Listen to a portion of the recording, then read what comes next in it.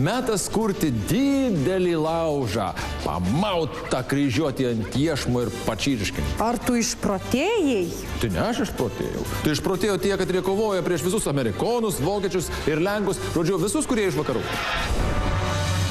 Lietuvoje įvyko mūšis. Demokratijos nebėra Lietuvoje.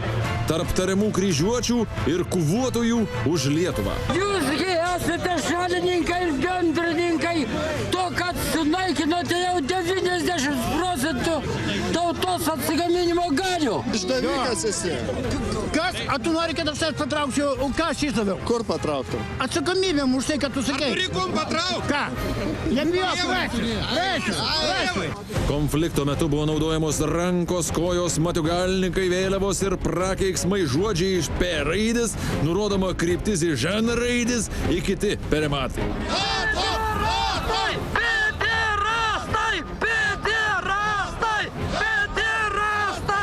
Pidarastai namo, eikit kur šilta ir pasitratinti. Vytaut su Kebra susirinka prie Seimą papiketuot prieš kryžiuočius. Kryžiuočiai tai Saudargas iš Šimonytė, į jaunims. Jie lauk iš Vokietijos atvažiuojančių amerikonų į vokiečių, į jų tankų. Saudargai, kiek jums Jankiai ir kryžiuočiai sumokėjo, kad čia piketuotume dabar? Non-stop moka, man atrodo, bet kolegai tai Putinas turbūt tikrai moka. Jau Vytau, tai dabar nieks pinigų nemoka. Mums niekada nieko nemokėjo. O tai bandėt parašyti Putino, da, ko nors? Nu, kai tu prie to Putino prilysi, juokauji. Putiną ir Kremlių palaikantis Giedrius Grabauskas drąsus tik Facebook'e. Veblena tyliai matiugalninkę apie okupaciją. Vokiečių armija tai yra okupacinė armija, kuri visada būdavo okupantai.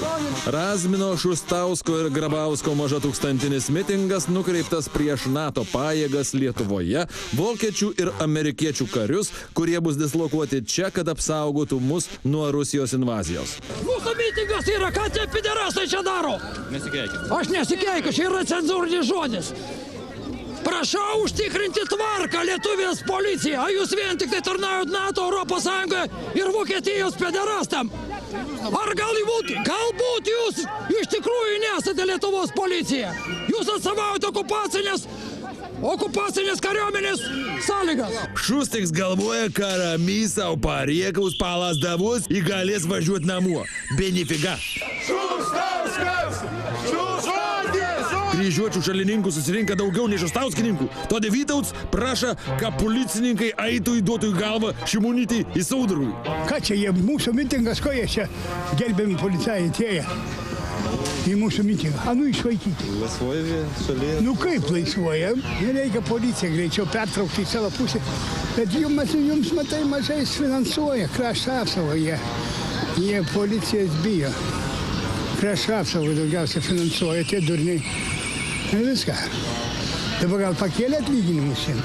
Policininkai Vytautui nepadeda.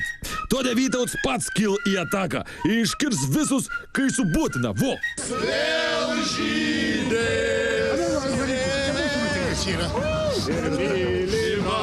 Žydelė to. Varyk žydus, velniok. Žydeliai, masonai. Ne savo balsu ima klykti Žilvinas Razminas. Nori išvaikyti NATO, amerikonus ir kryžiuočius. Lietuvos nebėr, jie pardavė Lietuvą. Provokatoriai. Už kiek? Už alų, už miltelius pardavė Lietuvą. Šitie svaločiai. Už šokoladą! Taip, už šokoladą, už miltelius. Piderastai parsidavė NATO, Amerikos Sąjungai, Europos Sąjungai. Priešininkų stovykla skanduoja šūkį Abrams. Abrams tai amerikiečių tankai, kurie atvyko ginti Lietuvos. Sveiki, kryžiuočiai! Ar laukiat vokiečių tankų? Jaunimas laukia vokiečių tankų. Ir žydų Tankų! Už NATO! Piderastus! Už NATO piderastus! okupantus! Domininkas infiltruojasi į patriotininkų gretas ir pasakoja legendą apie savo senelį, kuris kovėsi Durbės mūšyje prieš kryžiuočius. ir trenkė su kuoka magistrui Burkhardui Hornhausenui per galvą. Bum! O nesakykit, kodėl mano senelis Durbės mūšį turėjo su kryžiuočiais plaktis, o aš čia su mikrofonu irgi turiu su vokiečiais plaktis. Priklauso už gerą Lietuvą. Taip. Patriotininkam nesvarbu, kad jau 21 amžius ir priešai jau kiti. Mitingas baigėsi, laimėjo kryžiuočiai. Dasi šokoladė. Prisimindami kovas už nepriklausomybę, pamiršom labai svarbius mūsų valstybės rėmėjus. Islandus. Ir islandus, o svarbiausia – rusus. Kaip tai? Nesupratau. Rusai už laisvą Lietuvą? Mus palaikė 100 000 rusų už mūsų ir jūsų laisvę. Gerbiami kakadu žiūrovai, minėdami tragiškus sausio įvykius minime žuvusiuosius, prisimename kovotojus ir pagalbininkus. Dėkojam ukrainiečiams, lenkams, latviams ir aišku, islandams. Tačiau pamiršome rusus.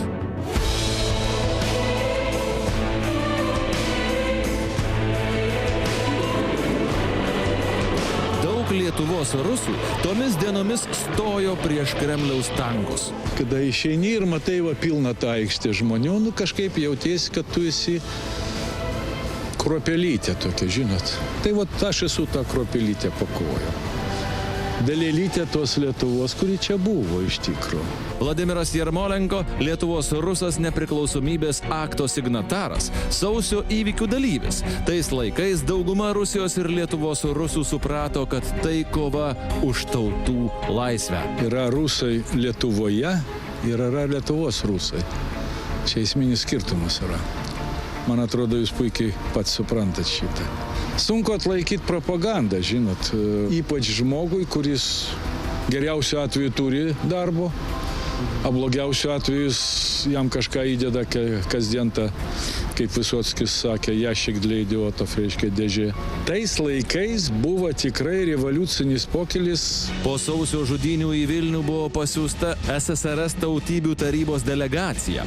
Borisas Oleinikas, Levonas Terpetrosianas, Nikolajus Dementėjus ir Vladimiras Fotijevas. Politikai turėjo įvertinti sausio įvykius ir surinkti informaciją. Buvo ta 13 diena TSRS, reiškia, Gorbačiovo siųsta delegacija, kurie praėjo jau čia pirminę.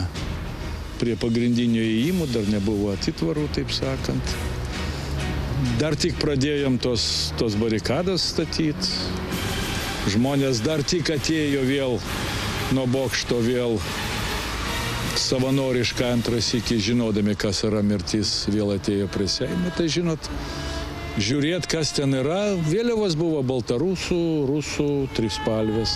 Tuo tarpu Lietuvos atstovas Maskvoje Egidijus Bičkauskas įvykius Rusijos sostinėje matė iš arti. Sausio 20 Maskvoje įvyko mitingas, kuriame dalyvavo 500 000 žmonių. Plazdėjo Lietuvos, Rusijos vėliavos.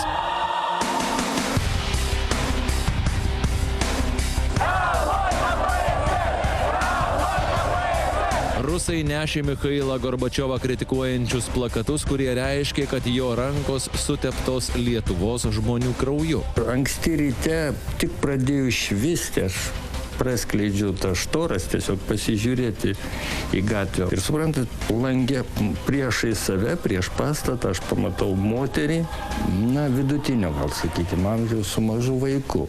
Ir ta moteris laiko rankose plakatą, ant kurio užrašyta Litva prastinas, Lietuva atleisk mus. Tada nebuvo nei Facebooko, nei mobiliųjų telefonų, nei laisvos spaudos. Žmonės atėjo patys, niekieno nekviečiami, niekieno neverčiami. Patys maskviečiai dabar negali pasakyti, ar tai buvo pats didžiausias mitingas, kuris iš viso kada nors buvo Maskvoje, ar vienas iš didesnių, kadangi dar po to sekė rugpjūčio mėnesį po pučo nugalėtojų vadinamas mitingas, bet vienaip ar kitaip. Tai milžiniškas kiekis. Įvykiai Vilniuje įsiūbavo visą buvusią Sovietų sąjungą. Ji ėmė byrėti iš vidaus. Tai buvo žmonės, kurie iš tikrųjų nuoširdžiai mus palaikė, suprasdami, kad mūsų atsilaikymas tai ir jų atsilaikymas prieš tą komunistinę valdžią.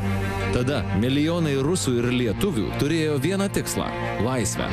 Dabar situacija kiek kitokia, tačiau tikslai tie patys – už jūsų ir mūsų laisvę.